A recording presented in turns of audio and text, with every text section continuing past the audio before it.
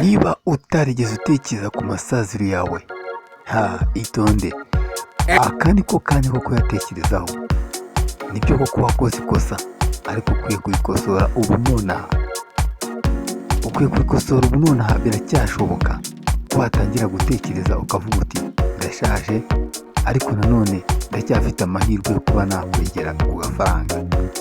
Witekereza ko igihe cyagusize gusa, nk'uko abantu benshi bagaragaza ko igihe kiba cyarakurangiranye, ariko hari amahirwe menshi ujya ubona y'amafaranga make make. Ayo mahirwe ukwiye kuyakoresha neza, ugatangira kwiyubakisha icyatuma rwose utera imbere mu busaza bwawe, ndetse ugasazana ifaranga, ugasazana umucyo. Birashoboka ko rwose utazasaza usaba abana bawe. Mu gihe baguha bike bike, ushobora no kubiheraho ugatangira wiyubaka, ukazagira nawe ubusaza bwawe bwite ku giti cyawe wiforomiye, ndetse inkunga baguha cyangwa se ibyo bagufasha bikageraho bikagira igaruriro, bikarangira. Hanyuma byamara kurangira, nawe ugatangira kwifatira ku mafaranga yawe bwite wikoreye, ukitunga, ukigira icyo ukeneye, ukagira abakozi bagufasha muri byose, ndetse ugasaza neza ntawe ubereye imbogamizi cyangwa se ngo umugore ngo ni uko ari umwana wawe. Ni byiza ko rero umuntu atangira kuba yatekereza hakiri kare rwose pe.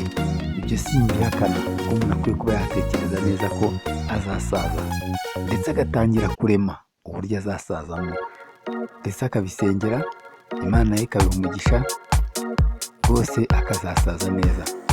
Ariko nanone ku muntu mukuru ntabwo bivuze ko ugomba kwiyeba cyangwa se nta yandi mahirwe usigaranye. Arahari, kuko hari byinshi icyo ubona ukanabitunga kandi bifite uburyo byaba amafaranga. Hari n'imitungo ufite ishobora kuvamo amafaranga ushobora gushora. Usibye kugira ubwoba, ntabwo ibintu byose abakire babyikorera. Mbese akazi gatangwa nande? Ni abakene? Oya, ni abakire. Abantu rero bageze mu gihe cyo guhindura imyumvire, bakumva ko nta gihe cyo gutunga amafaranga, nta n'igihe cyo gukorera amafaranga, kuko umuntu akoresha n'abakozi.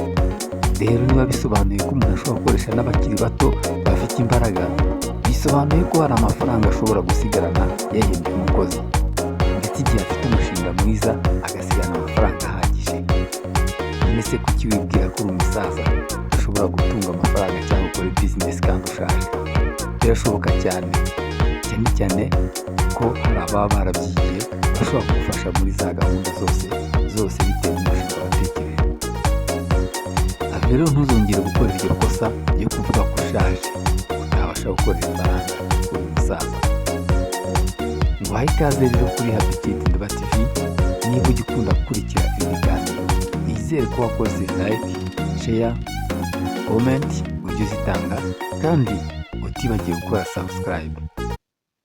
Ibi ngibi ni ibiganiro bishobora kuzagufasha gukanguka. Icyo dukora ni ugukangura abantu mu mutwe, bakumva ko ibintu bidashoboka bishoboka, kandi kuko ni ibyanyabyo. Nese ugiye guhakana ko nta muntu wakira ashaje? Oya, ihereho nawe ubwawe ukore ibyo ukwiye gukora byaguha amafaranga, maze witeze imbere nawe uhinduke umukire. Uzasazane ifaranga, usazane agatwenge, usaze umwenyura, kuko burya umuntu ufite amafaranga asaza neza. Rero ushobora kuba utarigeze ugira amahirwe yo kubona pansiyo, cyangwa se ukaba ufite pansiyo, ariko burya wifashishije iriya pansiyo ushobora kuba watunga ibindi byinshi cyane biturutse kuri pansiyo kandi ugakora wicaye. Tangira bitekerezaho, ujye ukomeza ukurikire iyi channel, uzamenya n'andi makuru menshi, ndetse uzahigira n'andi masomo menshi cyane y'iterambere. Aha rero tujya tugira n'uburyo bwo kwiga indimi zitandukanye n'ibindi byinshi cyane mu mwibone. Abadukurikira murabeho, tubifurije weekend nziza.